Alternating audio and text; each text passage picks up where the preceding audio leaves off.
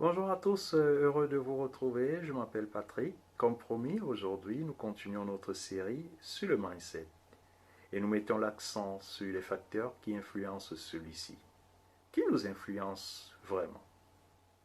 Nos parents, nos enseignants, nos leaders spirituels, notre environnement familial ou social, peut-être une combinaison de tout ça et peut-être même encore d'autres facteurs.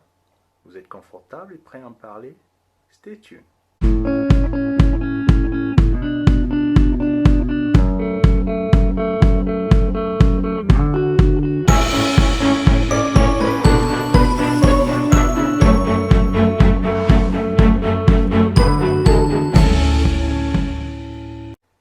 Merci de nous rejoindre. Notre vidéo précédente nous a entraîné dans une discussion sur le mindset. Nous avons établi, d'après les travaux de Carol Dweck, les deux types de mindset et nous voulons aujourd'hui creuser davantage sur les éléments déterminants qui nous procurent l'un ou l'autre de ces deux états d'esprit. De manière générale, on peut affirmer sans risque de nous tromper que ces facteurs sont multiples, mais semblent avoir tous un dénominateur commun. Et j'ai nommé ici l'influence extérieure. Si nous partons donc du principe que nous ne naissons pas avec un mindset particulier, car après tout enfant, on est plutôt ouvert à l'apprentissage et on ne se soucie guère de ce que peuvent penser les autres. Le jugement des autres ne compte pas beaucoup pour nous, très vite, et on devient très conscient de comment autrui nous perçoit. Et selon les influences au fil de l'eau, on développe l'un ou l'autre des états d'esprit que nous avons définis précédemment. Alors, puisque nous parlons d'influence, les acteurs principaux qui nous intéressent seront donc les parents, les enseignants. Par extension, nous parlerons de la société tout entière, à travers nos croyances, nos spiritualités, nos valeurs et nos vertus. Alors, si nous commençons par les parents, nous avons tous à cœur, en tant que parents, de motiver nos enfants et de les doter d'un mental de champion, aussi bien intellectuellement que physiquement. Alors nous entendons très souvent les parents dire à leurs enfants, et de manière très bienveillante, tu es le meilleur, tu es le plus fort, tu es le plus beau, tu es très intelligent, tu es très doué, tout te vient de manière naturelle. Tous ces compliments prennent d'ailleurs une autre intensité lorsque ceux-ci sont les premiers de classe et semblent obtenir des résultats escomptés sans beaucoup d'efforts. Dans notre façon de complimenter nos enfants, sur quoi mettons-nous l'accent? Ça, c'est surtout la question que nous voulons nous poser. Mettons-nous l'accent sur leurs aptitudes innées ou leur intelligence, ou sur l'effort qu'ils accomplissent dans l'apprentissage? Nous allons prendre un exemple pour illustrer notre propos. Un élève qui semble avoir une très bonne note en maths et qui en est fier, il rentre du lycée et qui le dit à ses parents. Alors je vais vous présenter les réactions, deux réactions. Une première réaction des parents qui peut dire c'est super, tout te vient naturellement, tu es le meilleur. Et en plus, tu as obtenu ce 19,5 sur 20 sans grands efforts. Ou alors, on peut avoir une autre réaction qui va dire, ça a dû être un mieux pour toi, puisque de toute façon, tu sembles avoir tout maîtrisé. Le professeur doit peut-être te donner des exercices qui sont un peu plus complexes. Et je vous laisse le soin d'imaginer d'autres réponses si c'était vous. Si votre fils ou votre fille rentrait un jour du lycée avec une moyenne de 19,5 sur 20 dans une matière, quelle serait votre réaction? Que lui diriez-vous? Alors, les deux exemples que nous avons proposés, nous n'allons pas entrer dans les détails de ces réactions avec une très grande profondeur parce que nous en parlerons dans notre prochaine vidéo lorsque nous parlerons de comment changer son mindset. Mais d'ores et déjà, nous pouvons dire que la première réaction renvoie un message qui favorise un mindset fixe, qui mène à penser que tout est inné. Alors que la deuxième réaction met plutôt l'accent sur l'effort en valorisant le processus de surmonter les épreuves complexe et par conséquent, on envoie un message qui favorise un état d'esprit de croissance. Prenons un autre exemple pour l'illustrer encore davantage. Prenons plutôt cette fois-ci un enfant qui a plutôt des difficultés, qui a du mal, qui reçoit une mauvaise note parce que n'arrive pas, une note médiocre, pour ne pas dire complètement mauvaise, en dessin, ou en musique, ou en sport. Et il rentre, il n'est pas très content, et il le dit à ses parents. Vous êtes parents? Il vous le dit. Quelle est votre réaction? Ça nous intéresse. Mais moi, je vous propose encore une fois deux réactions. On peut dire à son fils ou à sa fille, écoute, ne t'en fais pas trop. Tout le monde n'est pas fait pour le dessin, ou pour la musique, ou pour le sport. De toute façon, tu travailles très bien en maths. Donc, je suis sûr que dans ton avenir prochain, tu n'auras pas affaire au dessin, ni à la musique, ou au sport. On peut avoir une autre réaction face à notre enfant qui dit « Mais mon fils ou ma fille, tu redoubleras d'efforts et je serai très heureux de te voir relever le défi et de t'améliorer par ton travail. » Je vous propose d'imaginer ce que vous allez dire à votre enfant dans cette situation. Encore une fois ici, on fait appel soit aux prédispositions naturelles, soit à l'amélioration par l'effort. Et je vous laisse le soin de deviner dans vos débats quelle réaction entraîne quel mindset. Nous pouvons multiplier les exemples de messages bienveillants des parents qui influencent les enfants vers l'un ou l'autre des deux mindsets. Prenons un peu le cas de nos enseignants. Les mêmes exemples cités précédemment peuvent être repris par nos enseignants qui ont la tâche noble de nous instruire et de valider notre apprentissage. Vous êtes enseignant aujourd'hui. Vous remettez une copie à un élève qui a eu 19,5 sur 20. Quelles sont les notes et le commentaire qui accompagne cette remise de copie? Êtes-vous plutôt du style « c'est très bien, vous avez très bien travaillé, et d'ailleurs, je ne suis pas surpris, vous travaillez toujours bien ». Ou alors, êtes-vous plutôt du genre « tu as eu 19,5 sur 20, j'ai l'impression qu'il fallait peut-être que l'exercice soit un peu plus corsé, parce que j'ai plutôt l'impression que tu t'es ennuyé ». Vous voyez bien que dans l'un des commentaires ou dans un autre, on met l'accent soit sur les aptitudes naturelles, soit sur l'effort par le travail.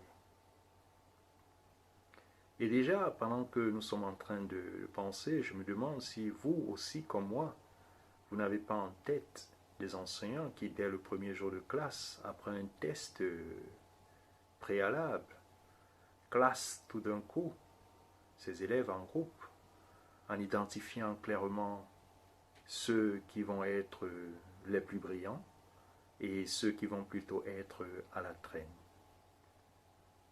Voilà ce que je veux un peu dire sur l'influence que peuvent avoir les enseignants. Mais au-delà de ça, nos parcours d'orientation vers des métiers, à quels critères répondent-ils? Est-ce qu'ils tiennent compte du fait que les élèves, même si ils ne sont pas tout à fait les plus forts dans une matière, peuvent évoluer? La validation des acquis est-elle toujours aussi pertinente? Les observations qui accompagnent aussi les résultats aux examens par nos enseignants, par les responsables éducatifs, quels sont les messages qui sont envoyés? Je vous demande de faire attention désormais et de vous poser la question, quels sont les types d'état d'esprit que peuvent développer les enfants qui reçoivent les messages que nous envoyons? Combien d'étudiants d'ailleurs, après avoir passé les examens avec brio, sont incapables, quelques semaines après, de reproduire le contenu de leur apprentissage, tant à croire que seul compte le résultat des examens finaux pour grandir à la société, notre diplôme, qui va ainsi valider notre intelligence.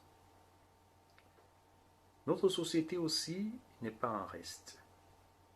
En général, elle nous présente des héros, où très souvent l'accent est mis sur leurs aptitudes exceptionnelles, en occultant parfois de manière volontaire des doutes qu'ils peuvent avoir eus, des obstacles, le dur labeur, tant à croire que montrer qu'on a un tout petit peu trimé avant d'arriver à un résultat quelconque est la preuve que peut-être nous ne sommes pas si brillants. Voilà souvent ce que la société nous montre. On nous montre le résultat, on ne nous montre pas la méthode, on ne nous montre pas le travail acharné.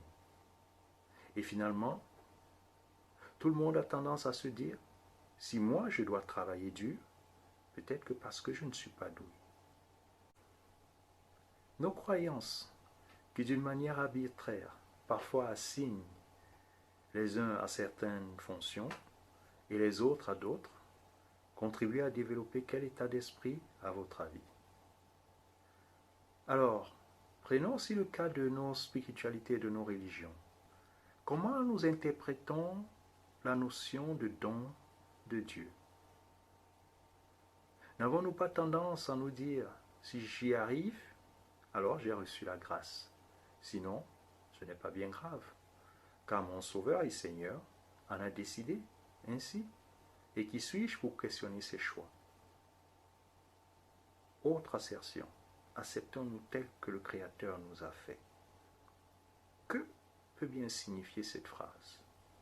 Cela signifie-t-il qu'il ne faut pas faire d'efforts du tout pour changer, pour grandir, pour évoluer? Nous vous laissons le choix et le soin de partager autour de vous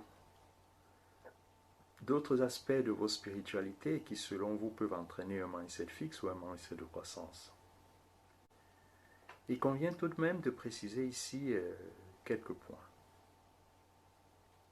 Nous ne portons aucun jugement de valeur sur une ou autre croyance, mais voulons tout simplement mettre l'emphase sur la portée de certaines croyances et l'influence que celles-ci peuvent avoir sur l'état d'esprit. Et nous ne remettons nullement en cause les différences qui peuvent exister entre les individus, soit en quotient intellectuel ou en aptitude physique. Et encore moins, nous ne prétendons que complimenter nos enfants n'est pas bon, mais nous voulons tout simplement attirer votre attention sur les messages qui sont envoyés. Et nos médias, finalement, et réseaux sociaux et autres cercles d'influence, où nous savons que l'approbation des autres, soit par des likes, soit par le nombre de personnes qui nous suivent, est devenu le sport favori.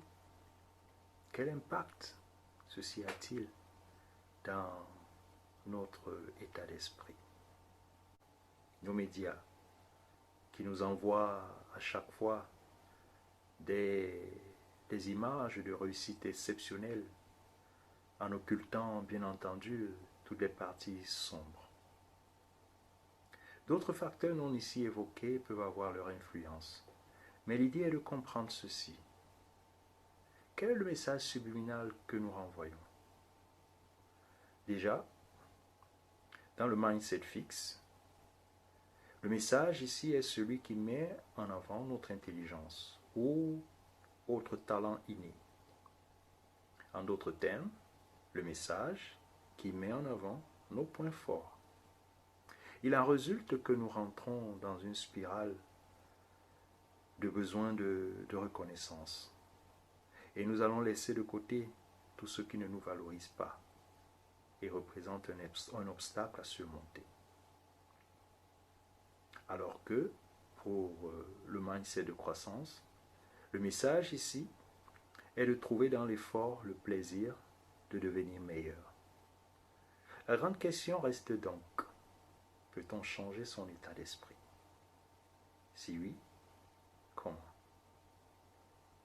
Avons-nous tous la possibilité de devenir peut-être Cheikh Anta Diop, des Mozart, des Einstein, des Picasso ou des Pelé. Nous consacrerons notre prochaine vidéo à la réflexion sur ces sujets et sur ces questions. Mais d'ici là, je veux vous laisser avec une citation pour vos réflexions et vos débats. Celle d'aujourd'hui est du Dalai Lama et elle nous dit: l'esprit, c'est comme un parachute. Ça marche mieux quand c'est ouvert. J'aime bien répéter ces citations. L'esprit, c'est comme un parachute. Ça marche mieux quand c'est ouvert. C'est une citation du Dalai Lama. Le débat est ouvert. À vous maintenant de continuer notre petite réflexion. Si vous avez aimé, vous savez ce qu'il vous reste à faire. Sur ce, les amis, et d'ici là, take care.